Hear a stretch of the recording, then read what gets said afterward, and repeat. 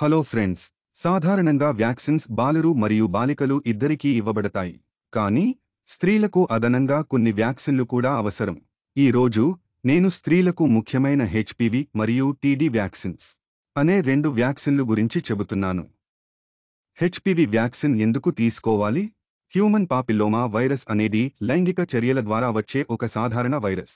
ఈ ఇన్ఫెక్షన్ వలన సెర్వైకల్ లేదా గర్భాశయ క్యాన్సర్, అలాగే వజైనల్, యానల్, ఓరోఫారింజియల్ క్యాన్సర్లు మరియు జెనైటల్ వార్ట్స్ కూడా రావచ్చు.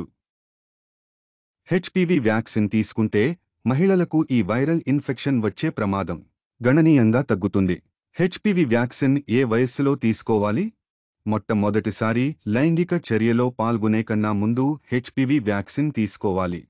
అందువలన టీనేజ్ కన్నా ముందు, సాధారణంగా 11 లేదా 12 ఏళ్ల బాలికలకి ఈ వ్యాక్సిన్ వెయ్యాలి.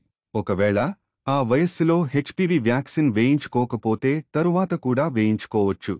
మహిళలకు 26 సంవత్సరాల వయస్సు వరకు హెచ్పివి వ్యాక్సిన్ ఇవ్వవచ్చు. ఈ వ్యాక్సిన్ లైంగికంగా చురుకైన వ్యక్తులు తప్పనిసరిగా వేయించుకోవాలి, ఎందుకంటే ఇది అనేక రకాల హెచ్పివి ఇన్ఫెక్షన్ల నుండి రక్షిస్తుంది. హెచ్పివి వ్యాక్సిన్ సాధారణంగా వయస్సును బట్టి 2 లేదా 3 డోసులలో ఇస్తారు. 15 సంవత్సరాల కంటే చిన్నవారికి 2 డోసులలో వ్యాక్సిన్ ఇస్తారు. మొదటి డోసు తర్వాత 6 నుండి 12 నెలలకి రెండవ డోసు ఇస్తారు.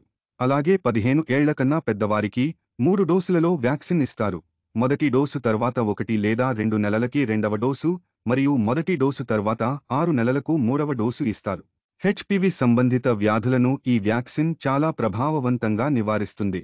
సుమారు 90% కన్నా ఎక్కువ ప్రభావవంతంగా ఇది ఇన్ఫెక్షన్లను నివారిస్తుంది. అలాగే హెచ్పివి వ్యాక్సిన్ కనీసం 10 సంవత్సరాల కాలం దీర్ఘకాలికంగా రక్షణను అందిస్తుంది. కానీ ఒక్కోసారి సాధారణంగా ఇంజెక్షన్ స్థలం వద్ద నొప్పి, వాపు, అలాగే స్వల్ప జ్వరం మరియు తలనొప్పి వంటి సైడ్ ఎఫెక్ట్స్ రావచ్చు. తీవ్రమైన సైడ్ ఎఫెక్ట్స్ అరుదు. గర్భిణీ స్త్రీలకు మరియు 26 ఏళ్లు పైబడిన మహిళలకు హెచ్పివి వ్యాక్సిన్ వేయకూడదు. 26 ఏళ్లు పైబడిన స్త్రీలలో క్యాన్సర్ స్క్రీనింగ్ చేయడం ద్వారా సెర్వైకల్ క్యాన్సర్ నివారించవచ్చు. గర్భిణీ స్త్రీలలో టీడీ వ్యాక్సిన్. ప్రతి గర్భిణీ స్త్రీ 4 మరియు 6వ నెలలో టెటనస్ మరియు డిఫ్తీరియా నుండి రక్షణ కోసం 2 సార్లు టీడీ వ్యాక్సిన్ తీసుకోవాలి. ఈ టీడీ వ్యాక్సిన్ తల్లిలో యాంటీబాడీస్ తయారు చేస్తుంది. అవి బొడ్డు పేగు ద్వారా గర్భంలోని బిడ్డకు చేరతాయి. ఈ మెటర్నల్ యాంటీబాడీస్ బిడ్డను నియోనాటల్ టెటనస్ లేదా 6వ రోజు వ్యాధి నుండి రక్షిస్తాయి. మీకు ఈ వీడియో నచ్చితే సబ్స్క్రైబ్ చేసుకుని సపోర్ట్ చేయండి. థాంక్యూ. నమస్తే.